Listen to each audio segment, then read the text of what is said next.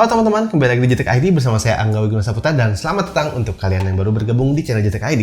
Oke, di video kali ini adalah video rakitan PC yang kalau kalian sultan, kalau kalian punya banyak budget, mungkin kalian tahan emosi karena di sini mungkin kurang cocok untuk kalian. Ini adalah PC yang sangat cocok untuk kaum ketehore yang bener-bener price, yang bener-bener kejepit. Karena budgetnya itu adalah hanya dengan 2 jutaan atau nggak nyampe 3 juta. 2 jutaan dengan hampir semuanya atau komponennya 99% itu baru semua gitu kan. Jadi komponennya baru cuma 2 jutaan. Apakah bisa dipakai gaming, bisa dipakai buat editing, bisa dipakai buat belajar dan lain sebagainya, nanti kita akan tes. Tapi sebelum kita lanjut videonya, enaknya kayaknya dinyalain dulu nih PC yang 2 jutaan ini kayak gimana sih rasanya. Oke, kita lanjut. Sebelum kita lanjut, saya pengen kasih tahu ke kalian nih tentang sebuah situs yaitu keyspan.com. Adalah sebuah situs yang menjual game original dari berbagai platform. Dan kali ini sedang ada sale yang menjadikan hal ini cukup menarik buat kalian yang mencari lisensi Windows asli seperti Windows 10 atau Windows 11. Caranya cukup mudah dengan cara kalian tinggal add to cart mana yang kalian butuhkan. Lalu jangan lupa kalian masukkan kode kuponnya dan kalian akan mendapatkan potongan harga yang sangat spesial. Setelah itu kalian bisa check out dengan mengisi data kalian dan tinggal bayar seperti dengan PayPal atau yang lainnya. Cukup mudah, dan keterangan lebih lanjut cek link di deskripsi.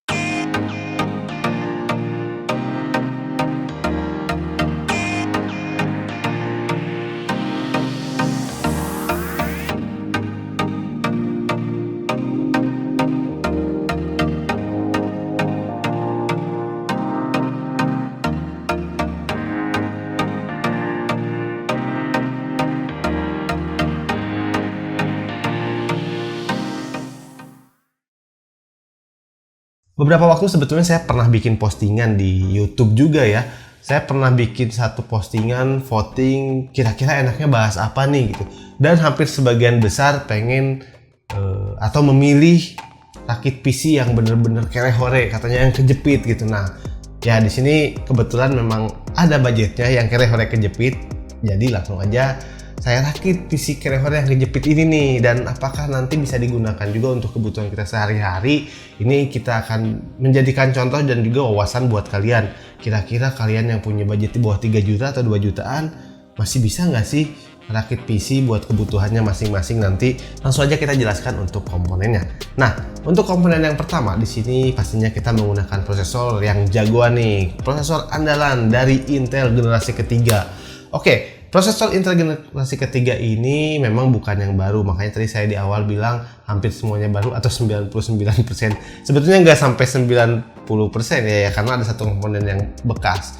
Ya, di sini saya menggunakan prosesor Core i3 2120 bekas. Nah, sebetulnya untuk prosesor ini adalah salah satu komponen yang bisa dikatakan jarang rusak, jadi ya masih oke lah.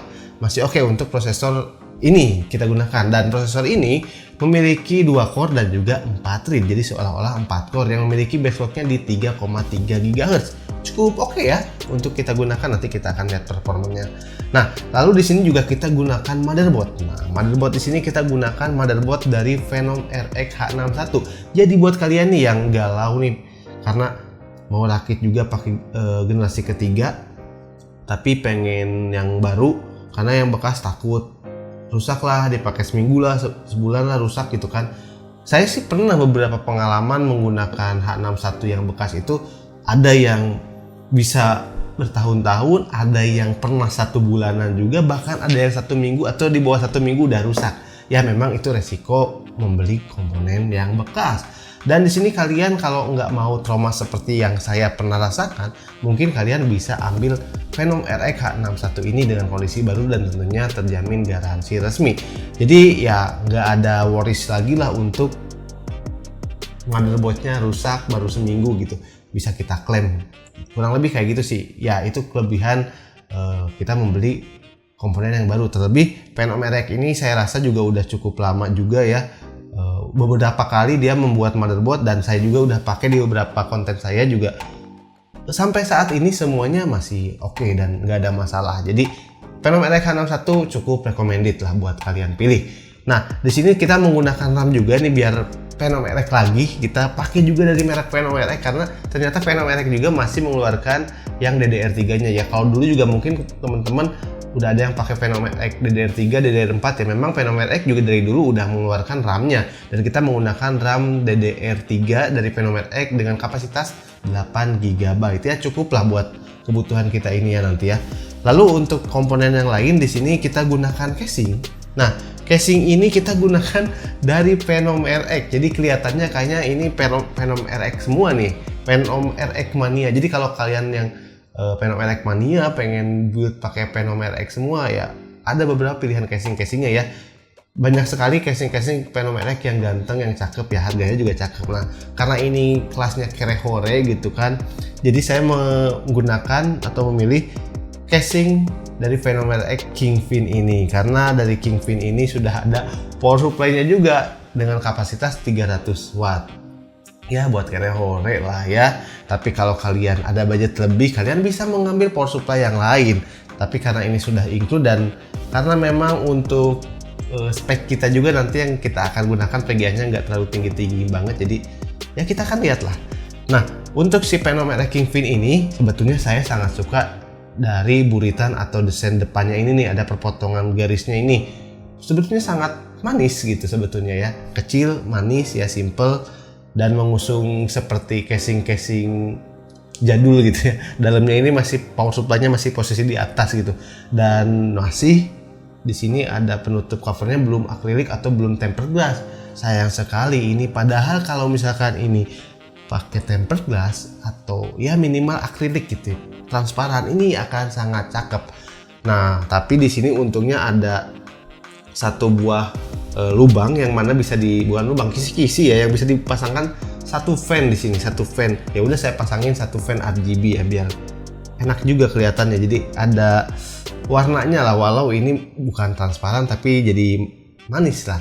Dan ngomong-ngomong fan ya, sebetulnya di sini saya fan-nya nggak beli ya, saya gunakan aja dari yang ada di studio karena memang kerehore gitu Pak. Jadi kalau kalian mau beli ya silahkan sesuaikan dengan budget kalian masing-masing. Ini kebetulan saya memanfaatkan yang ada di studio aja. Saya gunakan 2 buah fan. Ya pokoknya bekasan-bekasan lah saya pasangkan di depan satu gitu kan buat inlet lumayan. Dan di samping 12 cm juga satu, lumayan nih ada RGB, ada warnanya. Sebetulnya untuk kalian yang mau lebih optimal lagi, kalian bisa memasangkan satu fan berukuran 8 cm di bagian belakang. Banyak di toko online, sangat banyak ya. Harganya mungkin 20 ribuan lah kurang lebih. Bisa dipasangkan di belakang untuk lebih memperbaiki atau mengoptimalkan airflow dari PC ini. Tapi nanti kita akan lihat, walau kita tidak menggunakan outlet atau exhaustnya di sini kita tidak gunakan, kita akan lihat bagaimana suhu prosesor dan PGA-nya nanti dengan menggunakan konfigurasi fan seperti ini. Jadi yang ini narik angin nih, di samping ini narik angin ke dalam, dan yang di depan ini juga narik angin juga.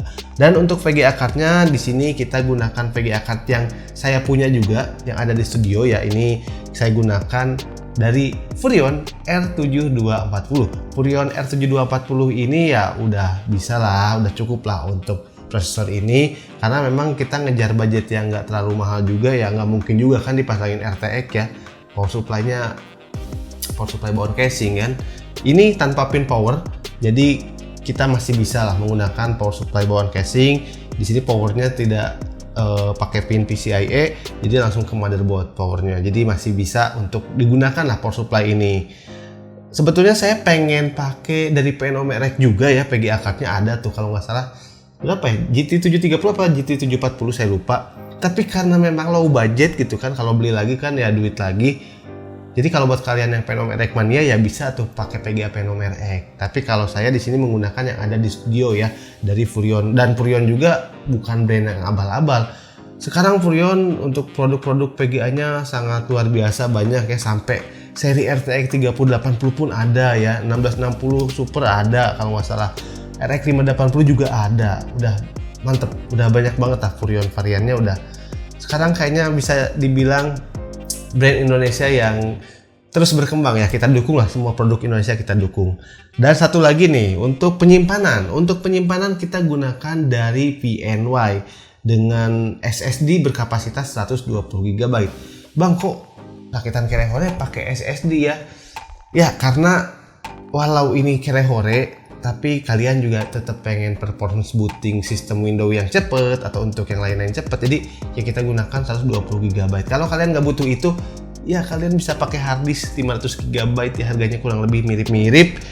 Tapi di sini saya menggunakan SSD 120 GB biar lebih cepet dan enak aja gitu. Walau ini komponennya udah lama keluarnya, udah jadul gitu kan, Core i3 generasi kedua, ketiga ini udah lama gitu kan. Tapi ya bootingnya biar lebih cepet gitu. Jadi kita gunakan PNY 120 GB. Jadi kalau kalian memang merasa kurang dengan penyimpanan, dengan konfigurasi seperti ini ya kedepannya tinggal tambah hard disk aja. Nggak perlu lagi ganti SSD, harus install lagi Windows dan lain sebagainya. Tinggal tambah hard disk aja, udah tinggal buat penyimpanan kalian. Dan ngomong-ngomong untuk PNY ini, saya jadi keinget untuk lomba header YouTube-nya GTEK ID nih. Kalau kalian mau ikutan, kalian bisa tonton video ini ya. Di video ini juga saya jelasin, karena mungkin ada beberapa hari lagi nih sampai tanggal 20 November. Jadi buat kalian yang bisa mendesain gitu kan, atau memang hobinya mendesain, ini ada kesempatan buat kalian nih dari GTEK ID dan juga dari Innovation dan PNY. Kalian bisa desain header YouTube-nya GTEK ID dengan logo Innovation. Kalian tinggal nonton di video ini. Dan ada info tambahan dari PNY itu, kalian bisa tambahkan seperti produk dari PNY, dari RAM-nya, dari VGA card-nya, dari SSD-nya untuk di header YouTube GTEK ID. Nah, gambarnya dari mana Bang? Sebetulnya bisa googling aja. Itu tambahan untuk penilaian nanti ke depannya ya. Ya itu aja infonya buat PNY ya. Jadi banyak hadiahnya juga dari PNY. Pemenangnya itu bisa dapet satu buah power supply, lalu satu buah SSD berkapasitas 120 GB dari PNY juga, dan juga ada flash disk atau dua flash disk seperti ini ya, berkapasitas 32 GB kali 2. Jadi kalau kalian mau ikutan silahkan kalian ikutan ya sampai tanggal 20 November 2021. Oke, dan untuk komponennya sepertinya sudah dijelaskan satu persatu. Ini PC PNOMRX yang ganteng ya. Dan satu lagi, fan fan processor tadi ya. Fan prosesornya kita gunakan fan prosesor yang biasa aja. Ya ori-orian Intel lah, pokoknya yang stock cooling seperti itu. Jadi kita nggak pakai yang macem-macem ya. Karena cukup untuk Core i3 2120 ini. Dan memang karena ini low budget ya. Jadi kita gunakan yang biasa aja. Dan nggak perlu berlama-lama, mari kita lihat seperti apa sih performance dari PC ini, apakah bisa digunakan untuk gaming atau kebutuhan kita lain nantinya. Mari kita langsung aja lihat untuk benchmarknya.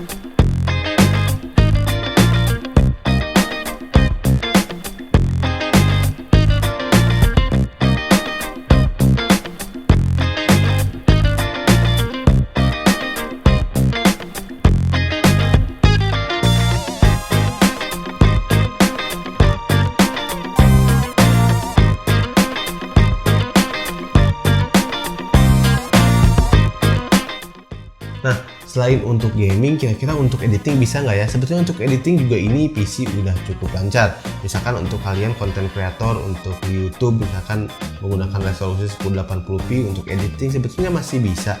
Asal kalian ya sabar aja, saat encoding juga masih bisa ditolerir lah. Untuk PC spek seperti ini untuk editing masih lancar juga. Jadi kalau misalkan dibilang bisa ya bisa. Dan saya penasaran juga untuk mengetes PC ini untuk melakukan kegiatan live streaming game. Dan di live streaming game ini ya walau kita nggak bisa berekspektasi tinggi, tapi ternyata ya masih bisa lah untuk kegiatan live streaming kecil-kecilan ya. Untuk beberapa game yang nggak terlalu berat ini masih bisa digunakan untuk live streaming.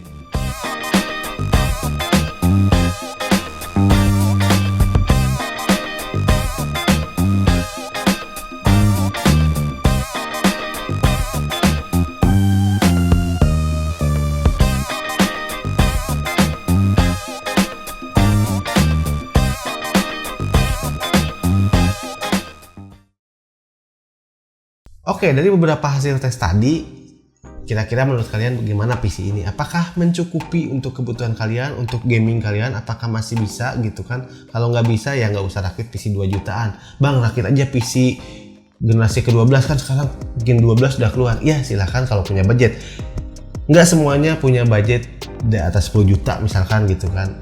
Masih banyak beberapa teman-teman kita yang mungkin budgetnya bisa dikatakan di bawah 10 juta, di bawah 5 juta bahkan ya, mungkin PC seperti ini masih bisa jadi salah satu opsi untuk kalian yang pengen bener-bener pengen punya PC.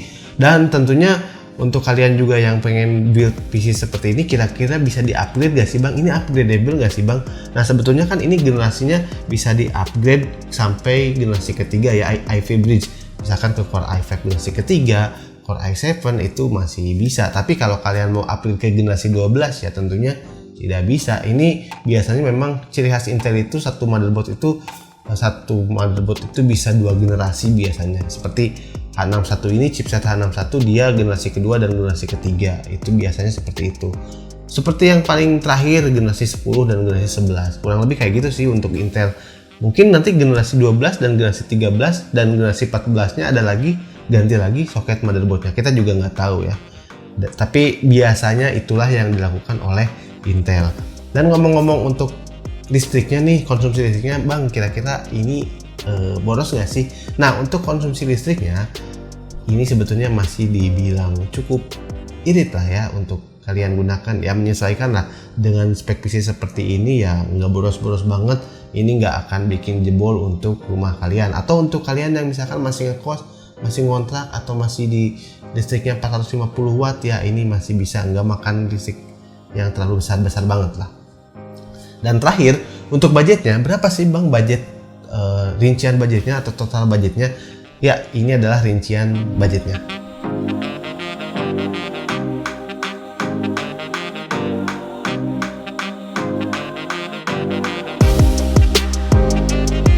Nah untuk budget ini sebetulnya memang kalau kita lihat ini 2 jutaan belum 3 juta, dengan catatan ini tentunya saya nggak masukin saya ongkir belanjanya atau tidak ada biaya rakit karena saya merakit sendiri. Jadi mungkin kalau kalian merakit sendiri ya kurang lebih harus siapkan budget seperti yang tadi yang saya sampaikan ya. Kalau misalkan kalian merakit dengan jasa rakit atau dengan ongkir ya mungkin akan lebih. Jadi dengan budget 2 jutaan ini ya, ini adalah simulasi kalau kalian merakit sendiri dan ini hanya komponennya aja. Jadi kalian jangan salah paham juga ya. Dan tentunya dengan 2 jutaan ini baru semua ya, masih cukup worth it lah buat saya ya.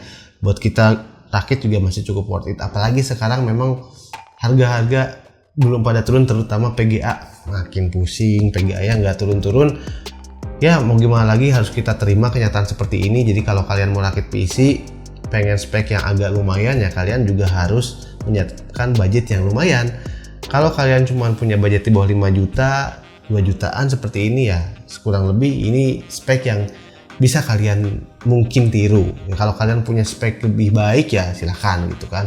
Dan mungkin itu saja sih video dari JTech ID kali ini. Mudah-mudahan video rakitan PC kali ini bisa menjadi referensi atau menjadi wawasan untuk kalian. Ya terus dukung channel JTech ID dengan cara subscribe kalau kalian belum subscribe ya, biar kita bisa terus berkarya, bikin konten, karena bikin konten juga perlu biaya ya, beli komponen juga perlu biaya ya. Dan buat kalian yang ingin dibantu rakit, kalian bisa DM ke Instagram, tapi memang kadang slow respon ya. Kalian bisa coba kontak nomor WhatsApp-nya di profil IG ya, kalau ada silahkan. Kalau ada kesempatan kita balas dan kita bantu rakit untuk kalian ya. Dan mungkin itu saja video dari Jutek ID kali ini. Terima kasih telah menonton video ini. Bersama saya Angga Gunas Putra dan salam Jutek ID. See you.